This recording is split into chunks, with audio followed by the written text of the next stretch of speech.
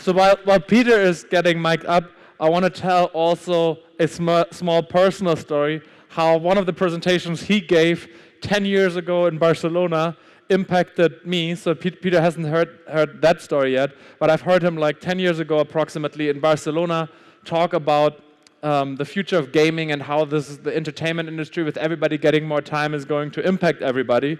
And I was so impressed by Peter's presentation that although our company was doing location-based services at that time, we tried to create a location-based game.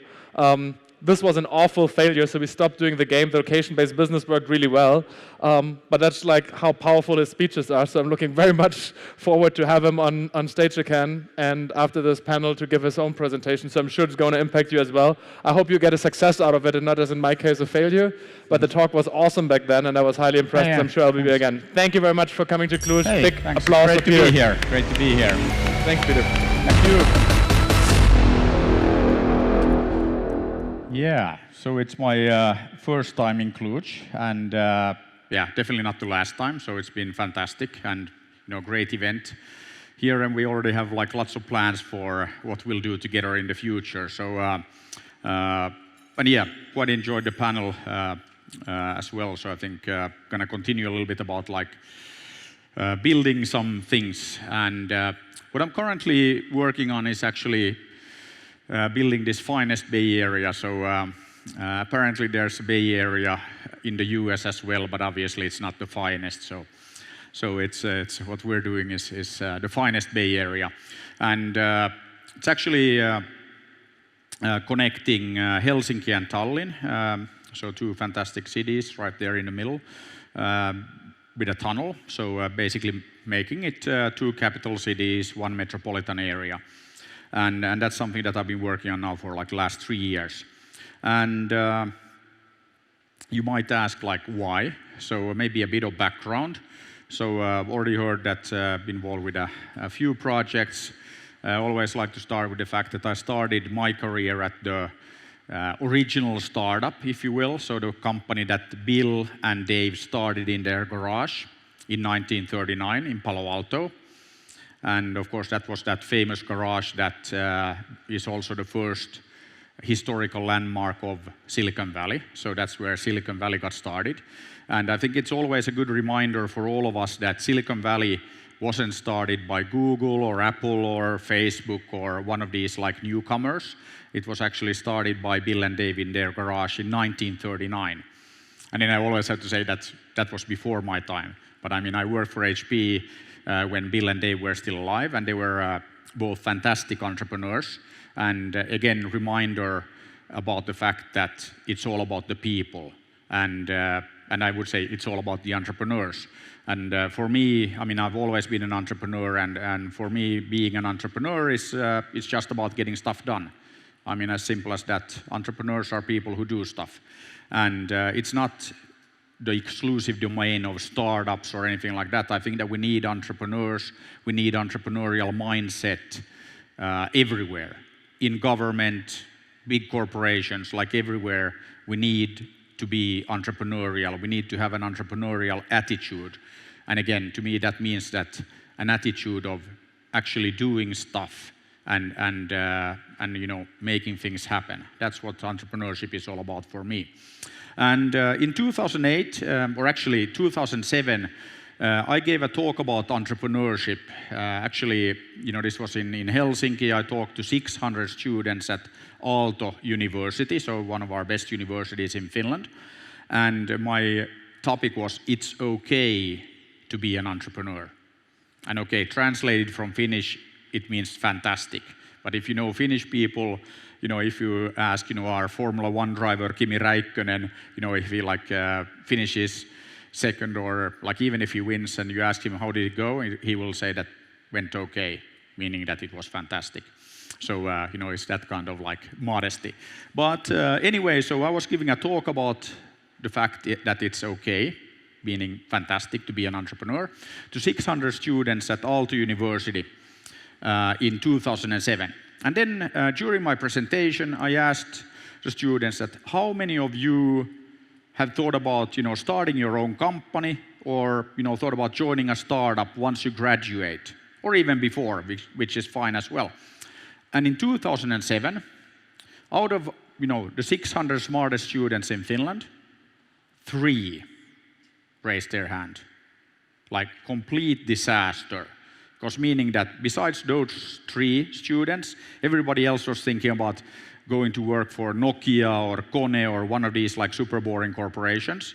Or even worse, it's okay to work for the government. Some people have to do that as well. But I mean, we can't have all of our best, minds work for the government or for the big corporations. I mean, we also need to have, these furry little animals, the startups, because we all know what happened to the dinosaurs.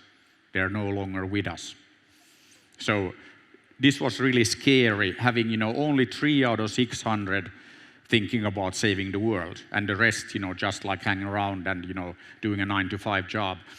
So we had to do something, and then in 2008, together with a few friends, we started Slush.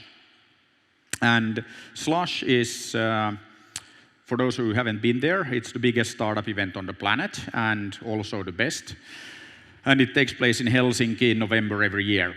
And we started Slush not to do a great event, but actually to change the mindset, change the attitude. And at the first Slush, I actually told everybody, all 300 people, so I mean less people than we have here today, said, okay, Slush is going to become the biggest and best startup event on the planet. And then immediately I was told, Peter, but like, what about Silicon Valley? And I said, like, what about Silicon Valley? I mean, I work there, it's a fantastic place, but you can't lead by following, you can't lead by copying. So this is why we decided to organize Slush in November. You come to Helsinki in November, it's cold, it's dark, there's slush on the ground. So guess what? It's not the Silicon Valley. Very clear to everybody that comes there. But it's better. It's better because it's different. And okay, what happened with Slush? 5 years after Slush, I went back to Aalto University, asked the students, how many of you are going to join a startup, or start a company? More than half raised their hand. So we did a cultural revolution in Finland in 5 years. It's pretty damn difficult to do, but we did, and it's still ongoing.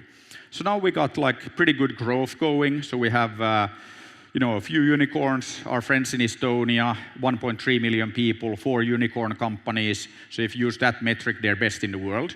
I mean, they have Playtech, Skype, TransferWise, latest one is Taxify or Bolt, as they're now called, and there's more on the way. Okay, in Finland, Supercell, that was actually launched as Slush by Ilkka and his team, became the first decacorn in Europe, so not a billion, but 10 billion. And again, Tencent acquired the majority, so we see this link between Europe and China. So a lot of Chinese investment pouring into our part of the world. So there's massive growth happening.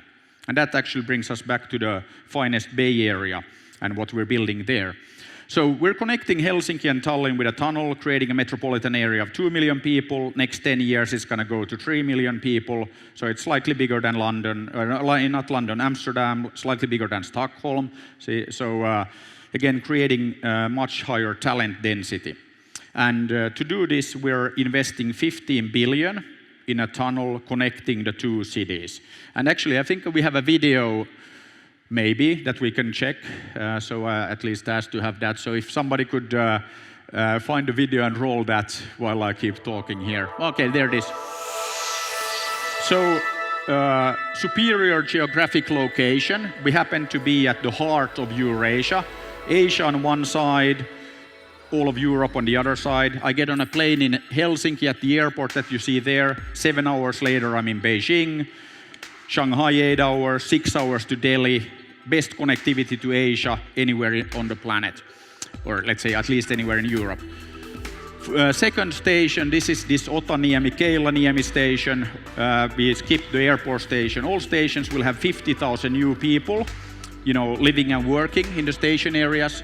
Of course, everything walkable, cyclable, no cars. The cars all underground. So, have to build livable cities. Of course, it's smart, but most of all, it's livable. It's a place for happy people to live. And then from this station, where we also have Aalto University, by the way, we go to our version of AI, Artificial Island. home of 50,000 people. So it's beautiful, and no cars, only walking and cycling. 50,000 people living and working on the island, 10,000 hotel rooms, convention center, entertainment center there in the middle, and energy self-sufficient, food self-sufficient in the middle of the sea. So if we can do this in the middle of the sea, we can do this in India, we can do this in China, we can do this in Africa. So as a little sidetrack here, we're saving the planet from climate change. Sustainable city development. 50,000 people living on the island. Then we continue the tunnel to Ülemiste in Tallinn. That's where the airport is in Tallinn. Again, 50,000 people living, working in the Ülemiste area, reducing the travel time from Helsinki to Tallinn from currently 2 hours by ferry to 20 minutes by fast rail. And we have actually much nicer designs already on the architecture side. We have Zaha Hadid architects doing the master plan for the Ülemiste station, so it's gonna look like amazing. Same guys that did the new airport in Beijing, the Tokyo Olympic like venues, a bunch of other stuff. So it's gonna be like amazing. And from there we also have then the connections to Riga, to Vilnius, to Warsaw. And basically building one metropolitan area at the heart of Eurasia. So at the middle of this little home market of ours, with 70% of the world's population, 5 billion people. So not in the periphery like Silicon Valley and like all of that, but actually at the center. So that's what we're building with this little tunnel project. And it's a 15 billion euro investment, all private. So we raised the first seed round from ARJ Holding, 3rd of December last year, 100 million euros. And then in March, we announced that we have frame agreement in place for the whole 15 billion from Touchstone Capital Partners, London-based fund with a bunch of Chinese state-owned enterprises and a few other companies as LPs. And we've been working on this now 3 years. Next year, we start full-scale boring. So we're going to use 16 tunnel boring machines, drilling in 8 directions any given time. And that means that we can complete the physical tunnel in just about 2 years. And then that means that we will then put the rails and the stations and the technology in place, and we'll have the first trains running 24th of December 24. So very easy to remember date, 24/12/24. It's also on the tunnel vodka packaging. So we, of course, have merchandise for our tunnel project. So you can buy the fantastic rye-based tunnel vodka distilled in Tallinn, bottled in Helsinki, shipped to the world. It's amazing. And we're also selling tickets already. So 50 euros one way, 100 euros return ticket, and annual pass for 1,000 euros. It will be actually 2,500 euros once we're live, so it's a fantastic saving right now if you buy annual pass. So 15 billion investment in a tunnel, but that's actually not the important thing. That's like minor detail in this. So we are creating gravity, attracting companies, attracting talent to this project, to our part of the world. So we're expecting massive growth with the tunnel, and then the real estate development that is related to the tunnel. So rule of thumb, you invest 1 euro below ground, you see 10 euros invested above ground. 15 billion, and if you do the math, 150 billion euros invested above ground for station areas, creating massive growth. So gravity. Then we're also we're enabling the future growth. We expect Finnish GDP to be growing at 7.4% in 2024. It's a good number. In Estonia, it's even better when we allocate 10% of the growth there, 12.3% GDP growth in 2024. So my goal for many years has been to grow faster than China. So by delivering these numbers, I think that we will most likely be growing faster than China. And I mean, we're tiny little economies, so why wouldn't we be growing faster than China? Creating all of these new unicorn companies. We're also building a university platform. So all 4 station areas, as I mentioned, will have 50,000 new people. Many of them will, move in from Asia, Latin America, the US, I mean, everybody wants to escape the crazy regime and they don't even want people to come there. They're building walls. We're building tunnels because we think that the tunnel idea is a bit more solid. They tried to build walls, back 2,000 years ago in China. It didn't work out, so, like, why bother? It's not very effective. So we think that we can attract quite a few people, but what is important, 50,000 people, 200,000 people along the tunnel alone, 20% of all of these new comers will be university students. So we're also working on bringing 150,000 foreign university students to Finland, to new universities, to current universities, 40,000 to Estonia.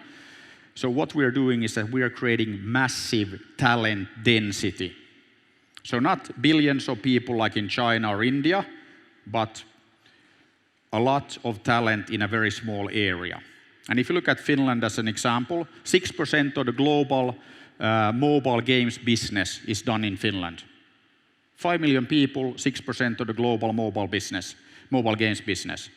So right now, super happy to hear the presentation yesterday about AI, that it's all about the US and China. Guess what? 1970s in Finland, we invented the self-propagating neural networks. A bit later, we invented the self-organizing neural networks. A lot of the key and core IP for AI was invented by us. Teuvo Kohonen, the most cited Finnish academician ever, he invented a lot of these, and he's like people that he taught at the University of Helsinki are now creating fantastic startups. So for us, it's great that the US and China wants to lead the world in the AI because they can't do it without us. We are way ahead of Google, Facebook, all of those guys, and I think that we're also quite a bit ahead of where China is with AI. So, it's very good if we have this US-China fight going on, then we'll surprise everybody, but actually taking the leadership over here.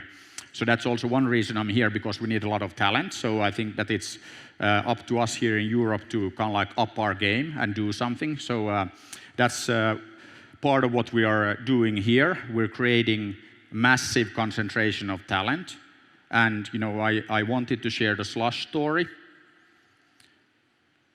It's not the Silicon Valley. It's better. That's what we're doing. And when I said that about Slush, that we're going to build something that is bigger and better, everybody laughed. It was same when I was at Angry Birds as the Mighty Eagle, and I said that when we had 1 million or so downloads, I told everybody that, hey, guess what? We're not going to make it only big, we're going to make it huge, 100 million downloads. And everybody told me that, Peter, you're crazy. Nobody has had 100 million downloads of anything ever. Tetris. Tetris at that time was 20 years old, now 30. They hadn't gotten to 100 million in their 20 years. So everybody told me that, Peter, you're crazy. It's impossible to get to 100 million. Okay, now if you look at Angry Birds, 4 billion, approaching 5 billion. So it wasn't impossible. So I always enjoy when people laugh when I, describe the ambition. So then it's my job, together with my friends, to stop the laughter. So that's the plan here as well. But yeah, so we're building a little tunnel, creating a bit of talent density, and we're just leveraging our fantastic geographic location right in the middle of Asia on one side, Europe on the other side, home market of 5 billion people, not too bad. So that's what I'm working on currently, and I will need a lot of help from like all of you, so you're all invited to join us in this little endeavor, and the plan is to kind of like do a bit of leadership in this space as well, so there's still like hope for Europe. Thank you.